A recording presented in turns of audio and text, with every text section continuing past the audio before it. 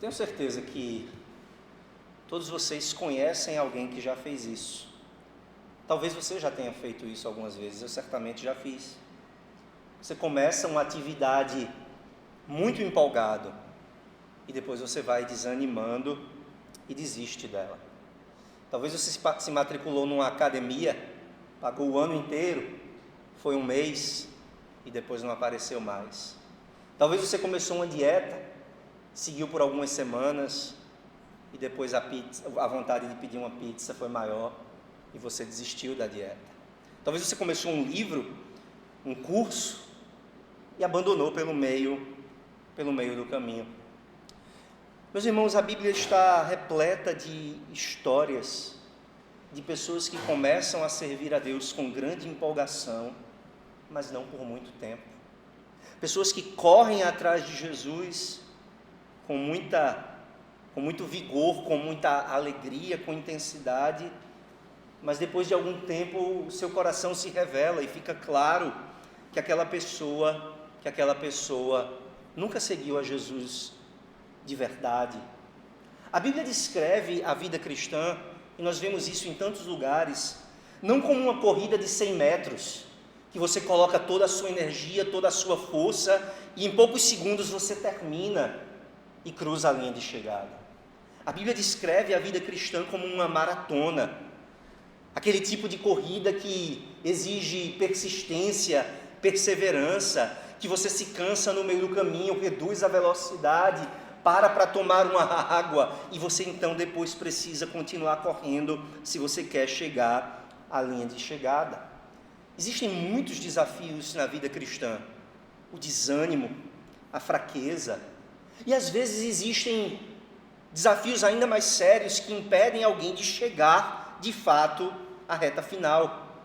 A falta de um fundamento sólido, motivações erradas podem significar que alguém começa a carreira de servir a Cristo, mas não termina essa maratona. O texto que nós temos diante de nós nos ensina um pouco sobre essa verdade. Nós terminamos nas últimas semanas uma série de 5 cenas de conflitos que encerram a primeira parte do Evangelho de Marcos. Nós vimos que essa primeira porção dos capítulos 1 e 2 até o início do capítulo 3, essa primeira porção do Evangelho de Marcos estabelece a sua autoridade, a autoridade de Jesus como aquele enviado de Deus, que é o próprio Deus e que veio por nós e para a nossa salvação, que veio para nos libertar da nossa escravidão e introduzir e levar o povo de Deus a um novo êxodo, a um segundo êxodo, a um caminho de liberdade rumo à terra prometida. E nós vimos que quando Jesus começa a sua pregação, pouco tempo depois os conflitos começam, e nós vimos esses 5 conflitos.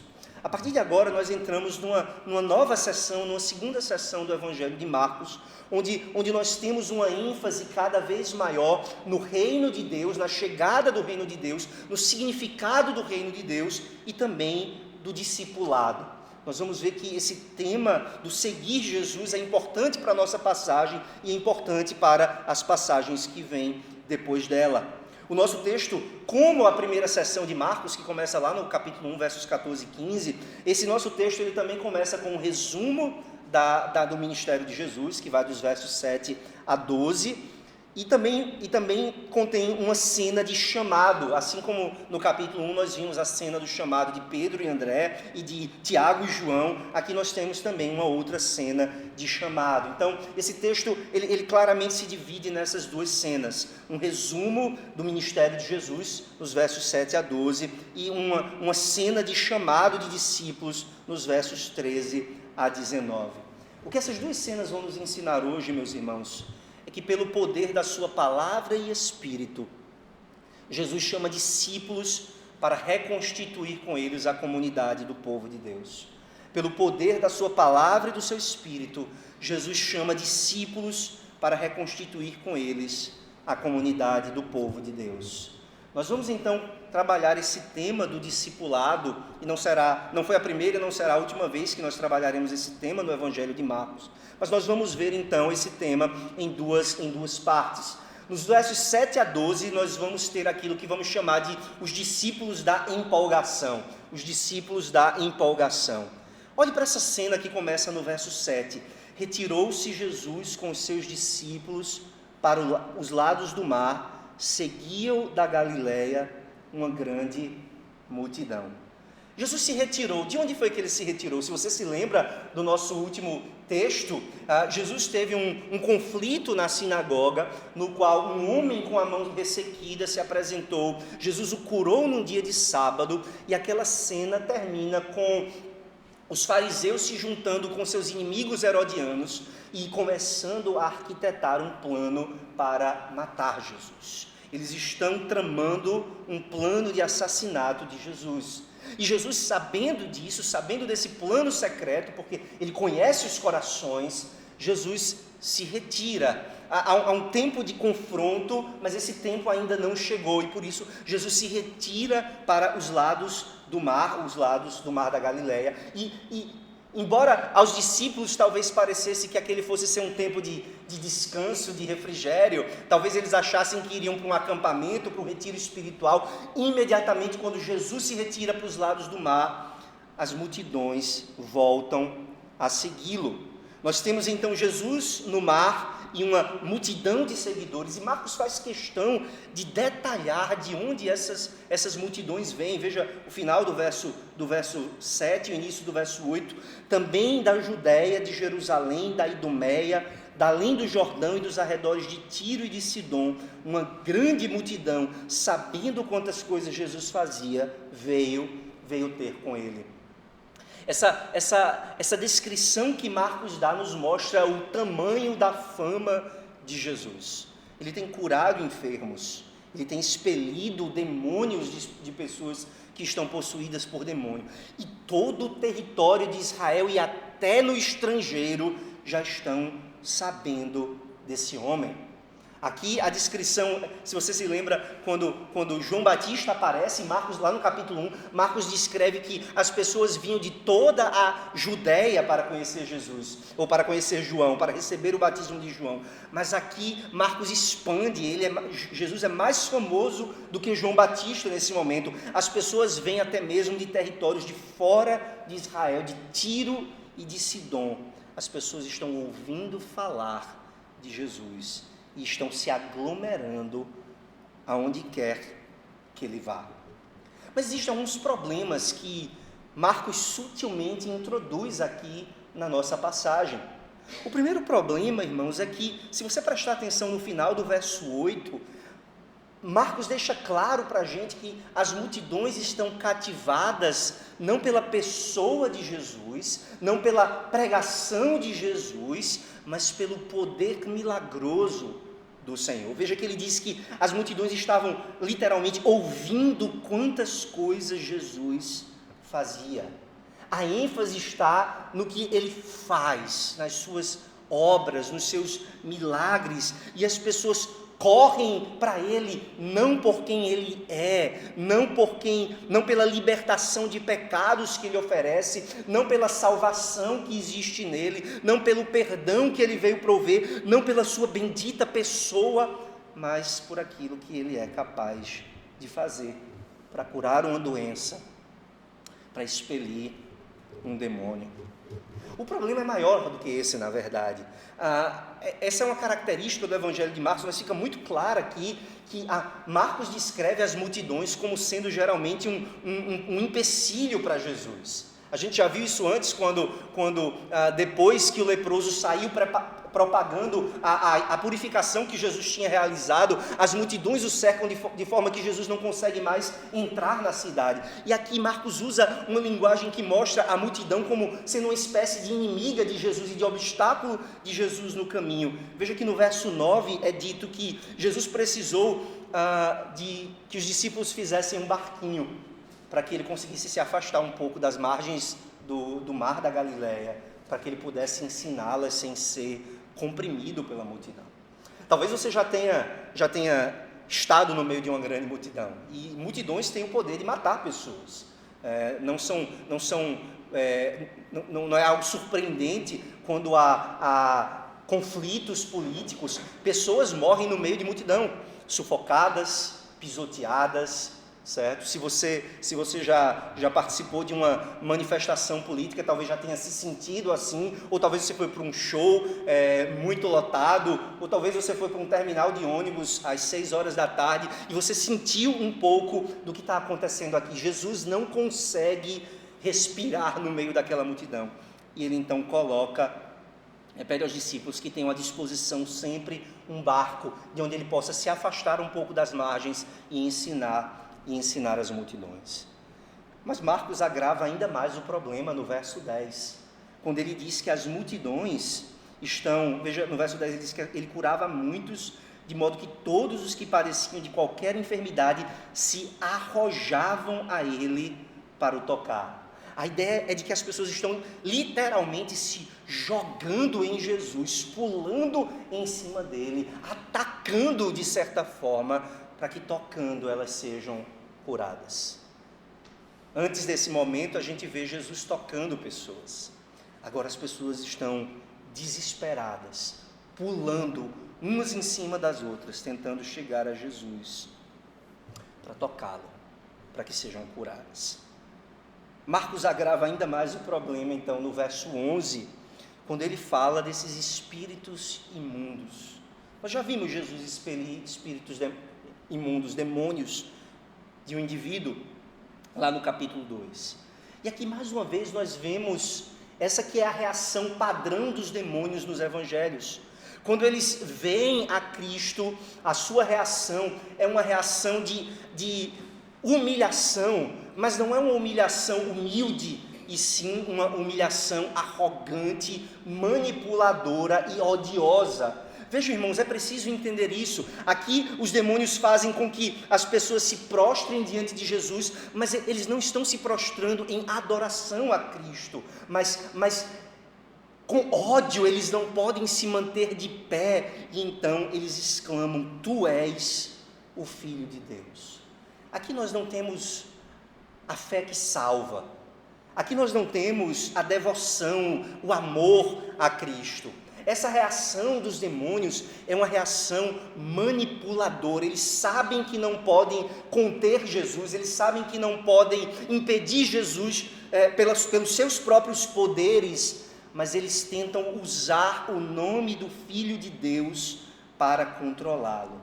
E Jesus mostra que ele não pode ser controlado por ninguém, nem mesmo pelas forças das trevas. Mas aqui Marcos relata Jesus sendo atacado de todos os lados, por essa multidão que o comprime, e por esses espíritos imundos que tentam controlá-lo, usando o seu nome de forma manipuladora. Qual é a resposta de Jesus diante dessa cena, diante desses problemas e desses desafios? Como é que Jesus reage ao ser, entre aspas, atacado pelas multidões e pelos demônios? Algumas características que nós precisamos observar aqui. A primeira delas é que Jesus, ele não deixa de curar os enfermos. Veja no verso 9, Marcos diz claramente no verso 10, que ele curava a muitos e as pessoas continuam vindo a ele para serem curadas. Ele não deixa de curar os enfermos, mas não permite que as multidões o impeçam de fazer o que ele veio fazer. Ele veio pregar, ele veio anunciar o reino, e ele tem um barquinho ali separado para o momento em que ele precisa se afastar das multidões para ensiná-las. Perceba também que Jesus, ele não permite que os demônios usem o seu nome. Vejam, irmãos, como Jesus cala os demônios. A linguagem de Marcos no verso 2 é intensa. Jesus lhes advertia severamente que o não expusessem à publicidade. Ele cala, ele silencia os demônios e impede os demônios de usarem o seu nome e de mesmo declararem quem ele é.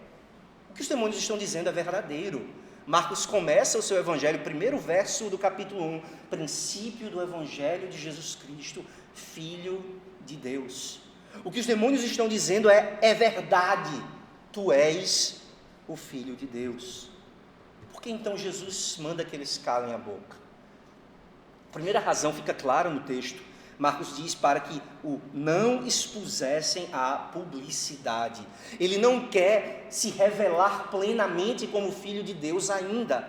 Há um caminho a percorrer. Ele precisa ensinar os seus discípulos, treiná-los, mostrar a eles mais intimamente as verdades do reino de Deus, e depois ele precisa caminhar até a cruz para entregar a sua vida por eles. Não é ainda a hora de ele ser reconhecido como o Messias, o Filho de Deus que veio ao mundo. Mas essa não é a única razão pela qual Jesus cala os demônios. A principal razão pela qual Jesus cala os demônios é porque a sua boca está cheia de falsidade e de mentiras. Embora eles falem a verdade, textualmente, proposicionalmente, a falsidade na sua devoção. Eles não se prostram com amor, eles não afirmam o nome de Jesus com fé salvadora. Eles não podem fazer isso. Jesus não permite que eles falem, porque Jesus não está interessado em receber o reconhecimento de demônios. Jesus não está interessado em receber a aclamação falsa daqueles que não o servem de todo o coração. Nós temos aqui a adoração mentirosa dos demônios, paralela a essa devoção falsa das multidões. E esse é o ponto que Marcos quer nos ensinar nesses versos 7 a 12. A fé das multidões não é muito melhor do que a fé dos demônios nesse texto. O discipulado que as multidões estão se propondo a aceitar de Jesus não é muito melhor, não é muito diferente daquilo que os próprios demônios, os próprios espíritos imundos estão praticando. Existe adoração nos lábios, mas não no coração. Existe um seguir Jesus externamente, mas não há um discipulado genuíno. Meus irmãos, todos nós precisamos frequentemente nos examinar. O apóstolo Paulo diz isso aos Coríntios, ele diz: examinai a vós mesmos, para saberdes se estáis na fé. Qual é a sua motivação em seguir Jesus? Qual é o seu interesse em Jesus? Por que você o busca? Há tantas motivações erradas. Há pessoas que vão a Jesus procurando uma cura. Há pessoas que vão a Jesus procurando prosperidade financeira. Há pessoas que vão a Jesus procurando a restauração de um casamento, procurando a melhoria de um filho que está preso às drogas. Há pessoas que procuram Jesus por tantos interesses terrenos e mundanos.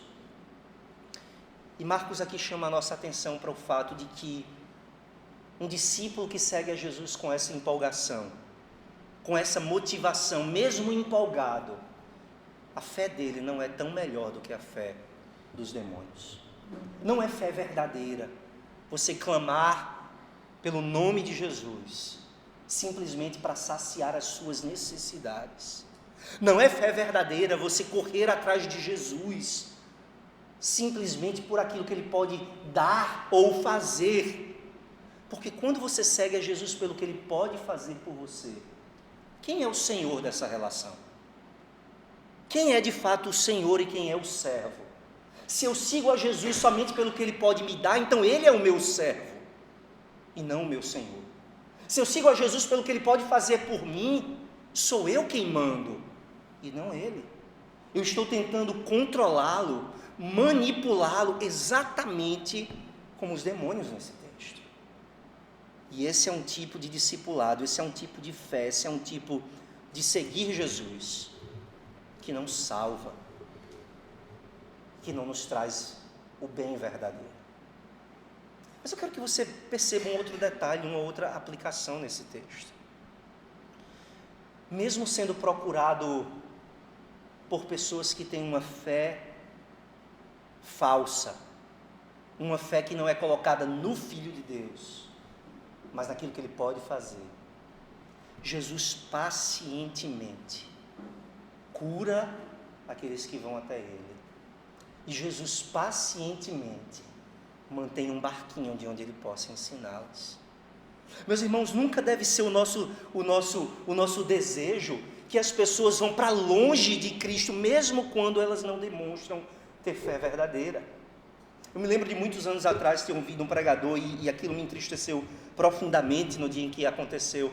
Um pregador que falava sobre aqueles que seguem a Jesus com uma falsa fé, aqueles que estão sendo laceados pelo pecado, que estão emaranhados nas suas tentações. E aquele pregador dizia: se você está vivendo assim, se você não quer seguir a Cristo até o fim, vá embora, vá para o mundo, vá viver a sua vida. Irmão, Jesus jamais tem essa atitude. Mesmo sabendo que aquela fé das multidões não é uma fé genuína, ele pacientemente continua chamando essas multidões. Ele graciosamente continua oferecendo o evangelho para essas multidões. Ele continua ensinando e curando e bondosamente estendendo as mãos para os pecadores, para que eles tão somente venham a ele pela fé. Nós precisamos de paciência, irmãos. Paciência como a de Cristo, paciência que continua fazendo o bem, mesmo quando sabe que as pessoas estão ali por interesse, paciência de continuar amando e oferecendo a verdade, mesmo quando nós vemos que o interesse das pessoas não é pela verdade. Vocês pais precisam fazer isso pelos filhos de vocês. Vocês precisam pacientemente instruí-los e educá-los e treiná-los e insistir com eles, mesmo quando vocês virem pouco fruto no coração, mesmo quando vocês não enxergarem o resultado de todo esse trabalho. Pacientemente como Cristo, continuem semeando, continuem regando, continuem rogando que Deus dê o crescimento. O mesmo nós devemos fazer, irmãos, com aqueles que nos visitam, com aqueles colegas de trabalho, amigos e vizinhos, com quem nós compartilhamos o Evangelho. Às vezes nós vemos tão pouco fruto, ou nenhum fruto, e às vezes nós vemos que aquelas pessoas estão procurando a Cristo por um interesse que não é genuíno, porque precisam de um socorro imediato. Às vezes a gente enxerga isso. Nossa reação não deve ser de dizer: eu não vou continuar falando, eu não vou continuar ensinando. Não, como Jesus, nós devemos continuar oferecendo o Evangelho, ensinando a verdade, na esperança de que pelo seu Espírito, Jesus vai transformar aquelas pessoas de discípulos meramente externos, que o seguem por interesse próprio, em discípulos genuínos, que o amam e que estão dispostos a ir com ele aonde quer que ele vá. Nós temos aqui esses discípulos da empolgação.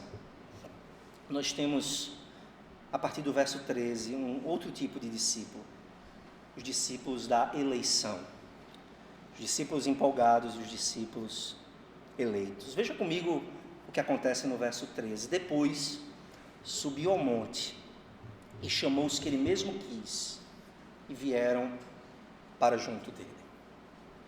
A cena, a linguagem que Marcos usa é interessante, e não há um comentarista sério que não note o movimento do mar para o monte. Esse é um padrão que a gente vê no Antigo Testamento. Noé, das águas do dilúvio para o monte Ararat. Moisés, passando com o povo de Israel através do Mar Vermelho, para se encontrar com o Senhor no monte. Lembre-se que Marcos nos dá a chave para interpretar o seu evangelho, quando ele começa esse evangelho citando a profecia do novo êxodo lá de Isaías. E aqui nós temos uma cena do êxodo, uma cena que lembra muito os capítulos 14 a 19 do livro de Êxodo, quando o povo de Israel atravessa o Mar Vermelho a pé enxuto, e então eles param ao pé do monte Sinai, onde Deus vai ali constituí-lo em povo. Ali em Êxodo 19, aos pés do monte, o Senhor Deus desce numa teofania, numa aparição divina, gloriosa, em relâmpagos, trovões e chamas, e Deus se apresenta ao povo e ali constitui as 12 tribos de Israel em sua nação peculiar, em sua nação santa, em sua raça eleita, em seu povo de propriedade exclusiva. E aqui nós temos Jesus, saindo do mar, subindo num monte, e como o próprio Javé do Antigo Testamento, ele sobe a esse monte e dali ele constitui o seu povo, ele reconstitui o seu povo em 12 apóstolos, como tínhamos 12 tribos. Marcos nos diz pouco sobre quem são cada um desses 12, ele os chama pelo nome, mas ele não nos dá muitas informações sobre de onde cada um desses homens vem. As únicas informações que são acrescidas são alguns apelidos que Jesus coloca em alguns desses discípulos. Simão, a quem ele acrescentou o nome de Pedro no verso 16, Tiago e João, filhos de Zebedeu, aos quais Jesus deu o nome de Boanerges, ou filhos do trovão. E por fim, a única informação adicional que nos é dada é sobre Judas Iscariotes, descrito como o traidor. O ponto aqui, irmãos, é que depois de ser pressionado e virtualmente atacado pelas multidões, Jesus se afasta, ele sobe a um monte e dali ele constitui um novo povo para si. Não significa dizer que Israel, a nação de Israel, está excluída. Na verdade, todos os 12 são israelitas, todos os 12 são judeus. Mas Jesus está nesses 12 recomeçando, por assim dizer, ou reformando, ou renovando a sua aliança com o povo. Israel está incluído, mas nós vamos ver no final desse evangelho que não apenas Israel, outros serão acrescentados. Uma mulher cirofenícia vai se aproximar de Jesus e dizer: Senhor, vem curar a minha filha. E Jesus vai dizer: não é bom dar aos cachorrinhos aquilo que pertence aos filhos. E aquela mulher vai dizer: mas os cachorrinhos comem das migalhas que caem da mesa. E essa mulher é elogiada pela sua fé, e ela também se torna parte desse grupo de discípulos. No final do evangelho, Jesus vai olhar para esses 12, na verdade para os 11, e vai dizer: agora vão por todo o mundo e preguem o evangelho a toda criatura. Jesus está aqui, como em Êxodo 19, começando uma nova história com o seu povo. A comunidade do povo de Deus está sendo aqui reconstituída, reformada para os propósitos do Messias que acabou de chegar. Mas eu quero que você preste atenção no foco que Marcos dá a essa escolha dos 12. Primeiro, preste atenção no que ele diz no verso 13. Jesus chamou os que ele mesmo quis. Ele chamou os que ele mesmo quis. O primeiro foco de Marcos está na soberania de Jesus em escolher os seus 12 apóstolos. E é claro, irmãos, que aqui nós estamos falando de um chamado para o ofício. Esses homens estão sendo escolhidos para serem enviados como apóstolos de Jesus Cristo, para serem o fundamento da igreja que Jesus está fundando no Novo Testamento. Mas presta atenção para o modo como essa linguagem que Marcos usa repete a maneira como Deus nos escolhe para a salvação também. Ele escolhe, ele quer, e ele então chama. Eleição e chamado eficaz. Nós precisamos entender essas verdades, irmãos. Essas verdades não são coisas de presbiteriano, essas verdades não são coisas de calvinista, essas verdades são verdades bíblicas ensinadas a nós para nosso consolo e salvação. Não somos nós quem escolhemos a Jesus, mas é Ele quem nos escolhe. E não somos nós quem de nossa livre iniciativa chamamos Jesus para entrar na nossa vida, é Ele quem nos chama para pertencer a Ele de corpo e alma. Todos nós que estamos em Cristo, nós fomos amados por Deus antes de amarmos a Deus. Nós amamos porque Ele nos amou primeiro. Nós somos amados por Deus não por algo que Ele viu em nós, não por algo de bom que Ele observou que nós tínhamos, mas nós fomos amados quando éramos inimigos, nós fomos amados quando éramos odiosos. Quando Paulo fala sobre essa verdade, nos capítulos 9 a 11 de Romanos, ele deixa claro que a eleição de Deus não depende de quem quer ou de quem corre, mas de Deus que usa da sua misericórdia. A escolha de Deus para a salvação não é por causa daquilo que nós fazemos, ou por causa de algo que Ele sabia que nós iríamos fazer, mas a escolha divina é simplesmente porque Ele quis nos amar. Quando ele fala de Esaú e Jacó, ele diz: eu amei a Jacó, mas eu aborreci a Esaú. E Paulo acrescenta: os gêmeos não tinham feito nem o bem nem o mal ainda, eles estavam no ventre de sua mãe, e Deus já os havia escolhido. Perceba que aqui Marcos usa exatamente essa expressão: ele chamou os que ele mesmo quis. Ninguém o procurou primeiro, ele quis. Ele se levantou e por sua vontade soberana ele o chamou.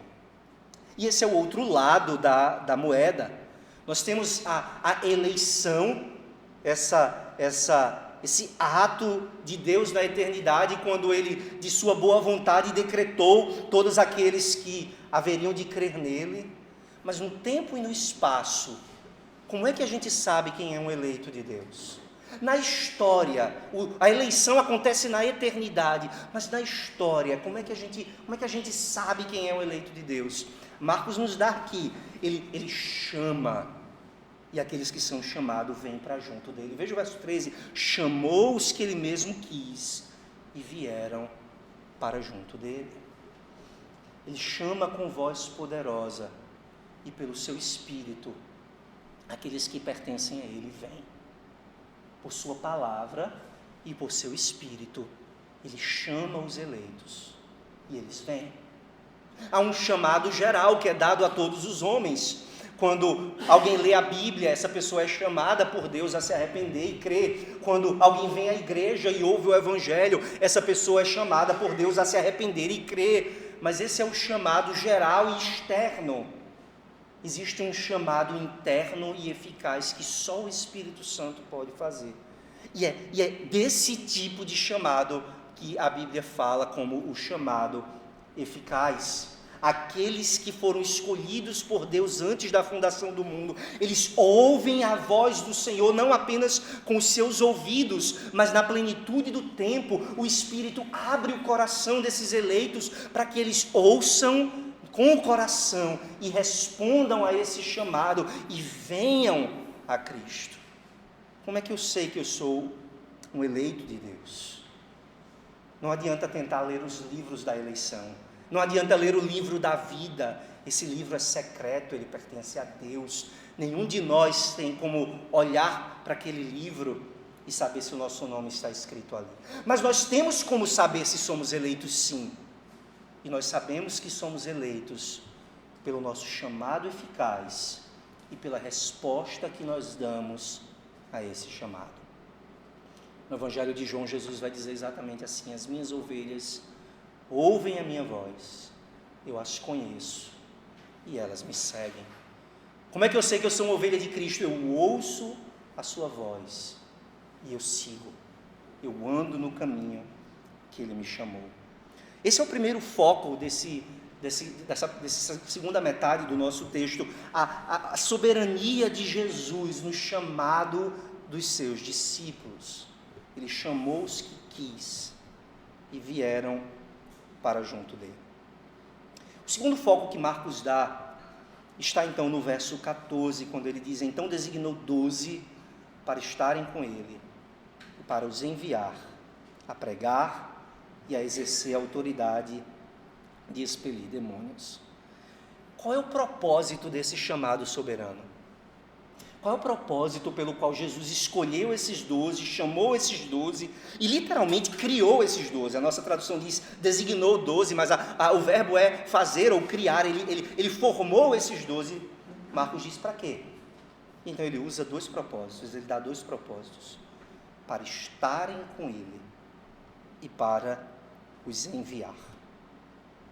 Vejam, irmãos, como o discipulado aqui é mais uma vez definido em termos de comunhão com Jesus e serviço a Jesus.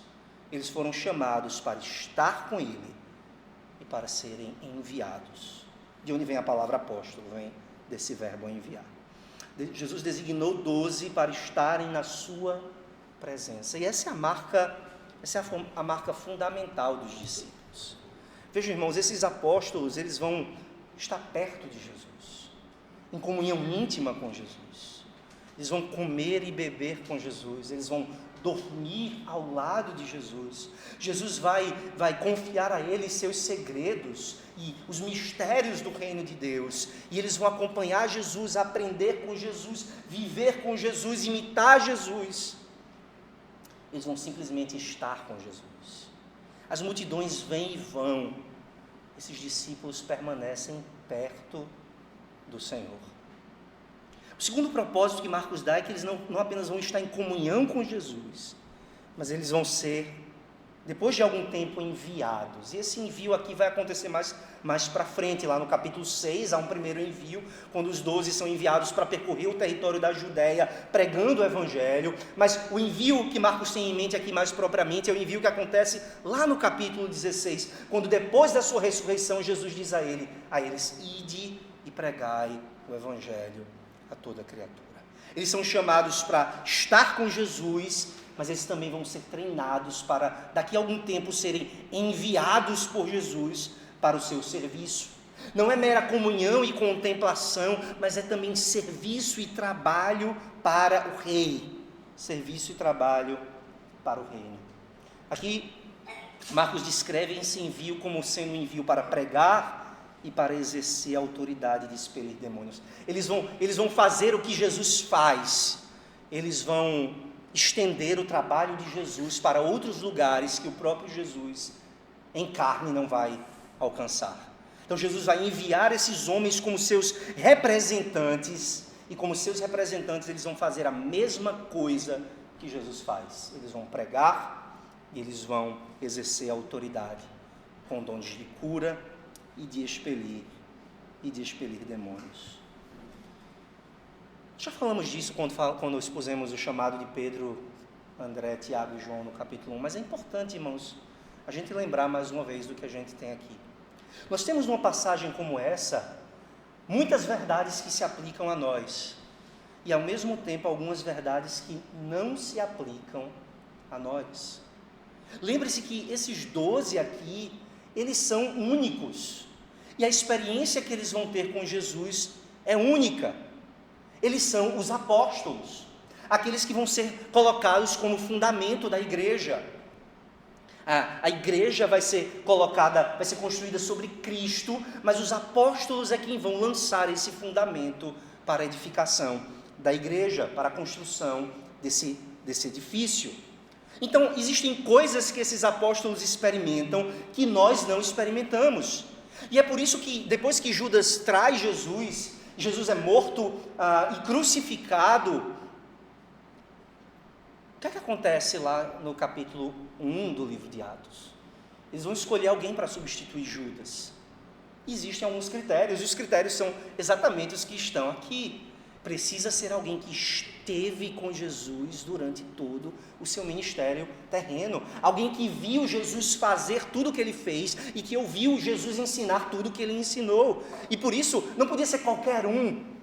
Então eles selecionam 2 que se enquadram, lançam sortes e Matias é escolhido. Nem todo homem ou mulher, certamente nenhuma mulher, mas nem todo homem poderia ser um apóstolo de Jesus Cristo. Eles precisavam ter estado com Jesus e ter sido enviados por Jesus com essa finalidade.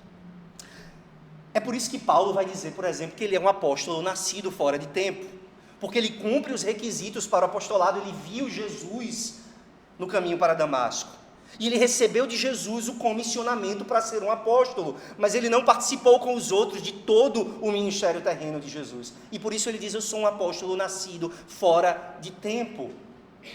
Certamente o único e o último dos nascidos fora de tempo. Não há mais apóstolos hoje, e não há mais pessoas que possam reivindicar para si essa qualificação e essa autoridade e esse ofício.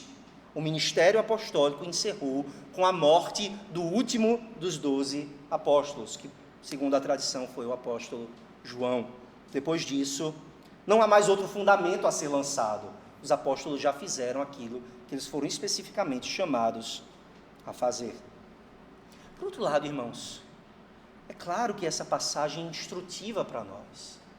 E embora nós não possamos tomar para as nossas vidas tudo aquilo que Jesus deu aos apóstolos, o chamado básico pertence a nós. E aquilo que as palavras que Marcos usa aqui para descrever o chamado desses 12 apóstolos se aplica a nós também. Como discípulos de Jesus, nós somos chamados a ter comunhão com Jesus e a servir Jesus. Nós somos chamados a estar com Ele e a executar os seus comandos.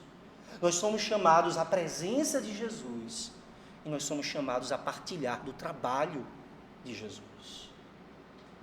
Isso vale para cada um de vocês e para cada um de nós, como discípulos eleitos, escolhidos por Jesus. Cada um de vocês desfruta do privilégio da comunhão com Jesus. Vocês podem estar com Ele em oração, estar com Ele na meditação na palavra, estar com Ele no culto, estar com Ele na mesa do Senhor. Sua presença é um privilégio e uma dádiva que pertence somente aos discípulos escolhidos. As multidões viram Jesus, mas nunca estiveram com Ele nesse sentido, ao qual Marcos se refere aqui. Nós nunca vimos Jesus, mas nós podemos estar com Ele, e estamos com Ele, em Espírito. Pelo Espírito, nós temos comunhão genuína e real com Jesus. E o segundo propósito do discipulado também pertence a nós. Nós somos chamados a trabalhar para o Senhor, a fazer a sua vontade, a servi-lo, a fazer aquilo que agrada a Ele. Os apóstolos tinham uma missão especial. A missão deles era lançar o fundamento da igreja do Novo Testamento. Essa tarefa não é minha, essa tarefa não é sua. O fundamento já foi lançado. Mas cada um de vocês tem um chamado para servir a Jesus e trabalhar para o Senhor na sua obra. Isso se aplica ao que a dona de casa faz na família, ao que a mãe faz com os filhos, ao que o marido faz com a esposa. Tudo isso é parte do trabalho que Jesus nos enviou a fazer. Um marido amando a sua esposa, criando seus filhos na disciplina e na admoestação do Senhor, é um enviado de Jesus. Numa sociedade, irmãos, onde o divórcio impera, onde os filhos são criados à sua própria sorte, quando nós escolhemos por causa de Jesus nos comprometer com uma única mulher para a vida toda, e quando escolhemos nos comprometer em criar os nossos filhos com diligência no temor do Senhor, nós estamos servindo a Jesus e dizendo: eu fui enviado por Deus para fazer isso. Quando você se levanta todos os dias cansado, de um dia anterior de trabalho que parece que não terminou, e você já acorda cansado para o dia seguinte, e você diz: eu vou trabalhar não para mim, não para os homens, mas por causa do chamado de Deus, porque Ele me ordenou trabalhar 6 dias por semana. Quando eu me levanto para trabalhar todos os dias, eu estou dizendo: eu sou um enviado de Jesus, eu quero dar um bom testemunho dele, eu quero fazer aquilo que agrada a Ele. Nós estamos cumprindo o nosso chamado de servir. Quando você vem à igreja, quando você cultua, quando você come pão e bebe vinho na presença do Senhor, quando você adora o Senhor em espírito e em verdade, quando você serve uns aos outros no contexto da igreja, nos almoços, nas oportunidades de convivência, tudo isso é parte desse ser enviado por Jesus para fazer a sua vontade. E, meus irmãos, que oportunidade gloriosa, que privilégio. Eu tenho uma colega de trabalho no escritório que recentemente deu a notícia de que ela ia sair do escritório porque ela foi chamada por um vereador eleito para compor o seu gabinete. E eu disse a ela um pouco preocupada de como ia contar, ela entrou há pouco tempo no escritório, estava nervosa. Disse: que privilégio você tem de servir ao bem comum, servir na Câmara Municipal, que privilégio você tem de ser chamada para fazer esse trabalho. Mas, irmãos, que privilégio infinitamente maior nós temos de sermos chamados para, por assim dizer, compor o gabinete do Rei dos Reis. De sermos chamados para, por assim dizer, sermos servidores de Cristo, servidores do Rei, nos assentarmos em lugares celestiais com Ele e trabalharmos para a glória do nome dEle e para a expansão do seu reino.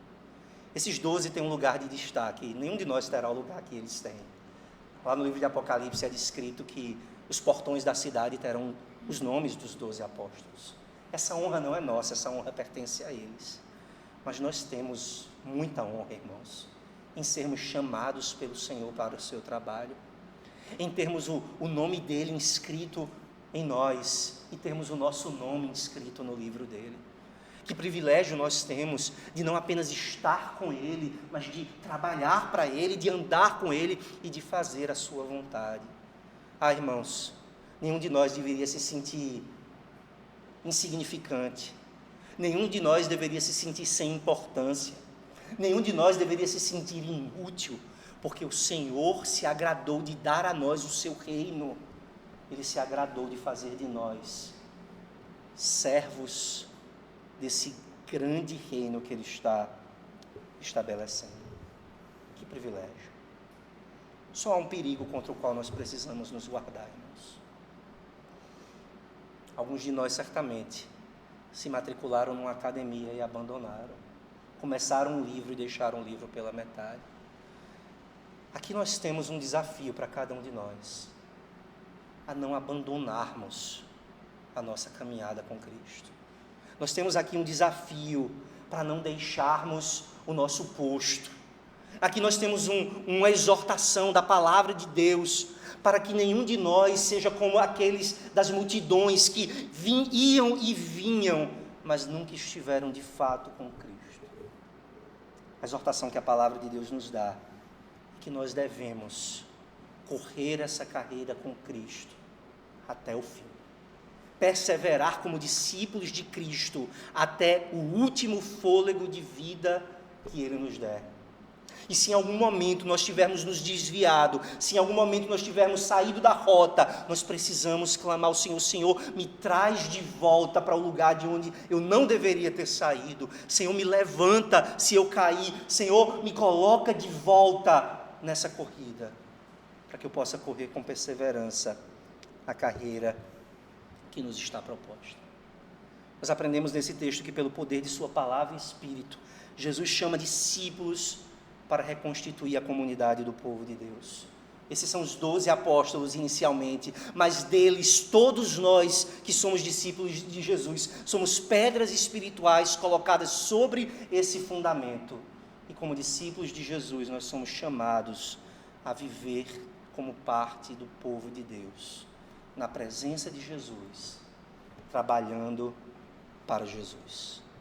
Que Deus anime cada um de vocês, que Deus encoraje cada um de vocês a estar na presença de Jesus como um discípulo dele e a servir Jesus como um trabalhador do seu reino. Amém. Vamos orar ao Senhor.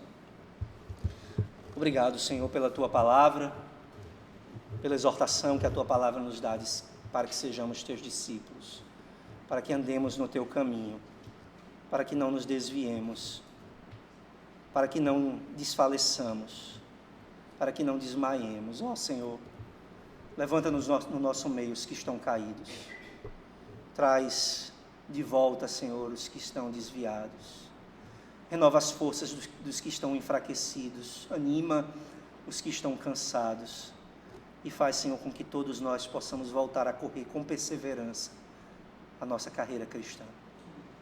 Perdoa os nossos pecados, nos ajuda a ter em alta conta o privilégio que nós temos de ser discípulos de Jesus, nos ajuda a andar nos caminhos dele e a servi-lo com toda a nossa força e com todo o nosso ser. Em nome de Jesus. Amém.